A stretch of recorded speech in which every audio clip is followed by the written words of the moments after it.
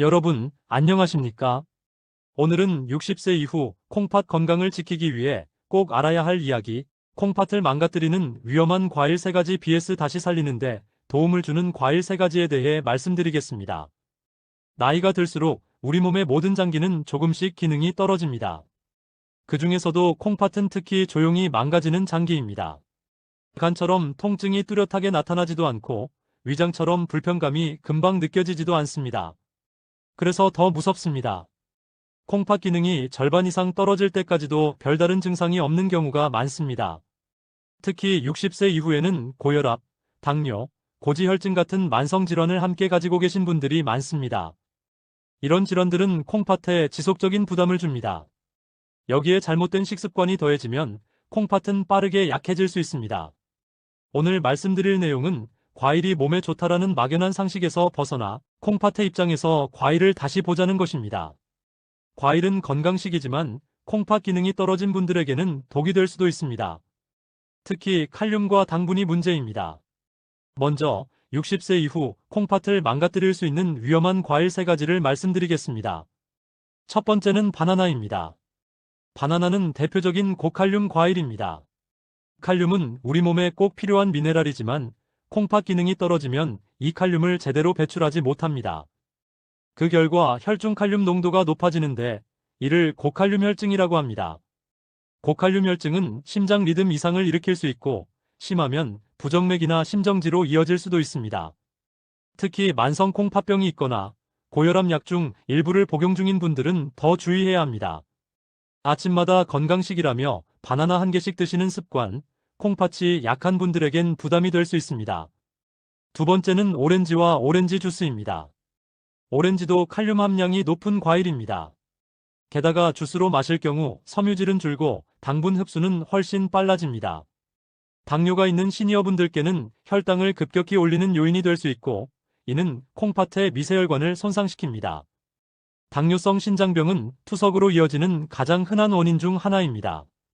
과일은 씹어먹는 것이 그나마 낫지 주스로 마시는 습관은 콩팥과 혈당 모두에 부담이 됩니다. 세 번째는 멜론입니다. 달콤하고 수분이 많아 여름철에 많이 드시죠. 하지만 멜론 역시 칼륨 함량이 높고 당분도 적지 않습니다. 특히 신장 기능이 이미 감소한 분들은 멜론을 대량 섭취할 경우 혈중 칼륨 수치가 급격히 오를 수 있습니다. 여름철 더위를 식힌다며 한 통을 며칠에 걸쳐 드시는 습관은 피하는 것이 좋습니다. 여기서 중요한 점은 절대 먹으면 안 된다가 아니라 콩팥 기능에 따라 조절해야 한다는 것입니다. 정기 건강검진에서 EGFR 수치가 낮게 나온 분들, 크레아티닌 수치가 올라가 있는 분들, 단백뇨가 있는 분들은 반드시 섭취량을 제한해야 합니다. 이제 반대로 60세 이후 콩팥 건강에 상대적으로 도움이 될 수 있는 과일 3가지를 말씀드리겠습니다. 첫 번째는 사과입니다. 사과는 비교적 칼륨 함량이 낮은 편이고 수용성 식이섬유인 팩틴이 풍부합니다. 이 팩틴은 장에서 콜레스테롤과 노폐물 배출을 도와줍니다. 콩팥은 혈액을 깨끗하게 걸러내는 장기인데 혈액이 깨끗할수록 콩팥의 부담이 줄어듭니다. 사과를 껍질째 적당량 섭취하는 것은 심혈관 건강에도 긍정적입니다. 심장과 콩팥은 서로 밀접하게 연결되어 있기 때문에 심장을 보호하는 것이 곧 콩팥을 보호하는 길입니다. 두 번째는 블루베리입니다. 블루베리는 항산화 물질인 안토시아닌이 풍부합니다. 나이가 들수록 우리 몸은 산화 스트레스에 더 취약해집니다. 산화 스트레스는 혈관을 손상시키고 콩팥의 미세혈관에도 악영향을 줍니다. 블루베리는 비교적 칼륨이 낮은 편이면서 항산화 작용이 뛰어나 염증을 줄이고 혈관 건강을 지키는 데 도움을 줄 수 있습니다. 하루 한 줌 정도면 충분합니다. 세 번째는 크랜베리입니다. 크랜베리는 특히 요로 건강에 도움을 주는 과일로 잘 알려져 있습니다.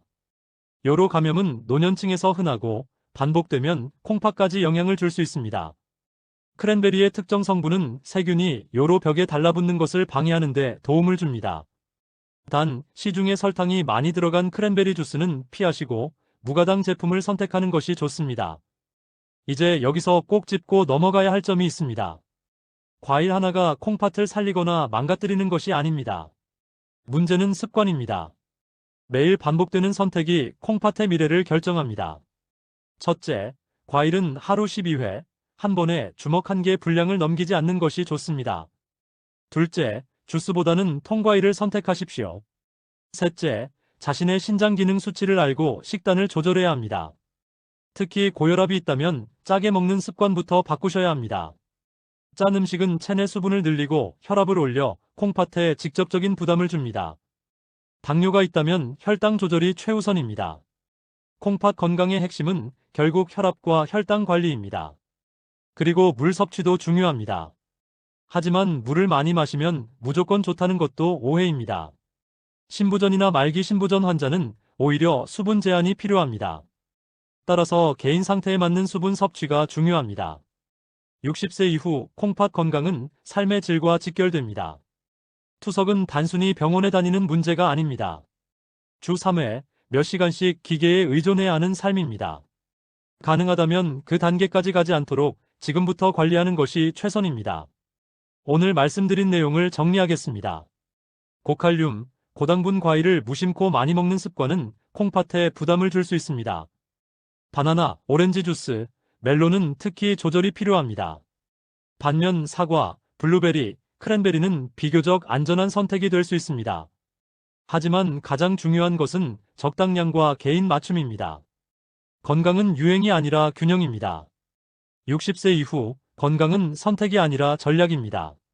지금의 작은 실천이 10년 뒤 여러분의 삶을 바꿉니다. 감사합니다.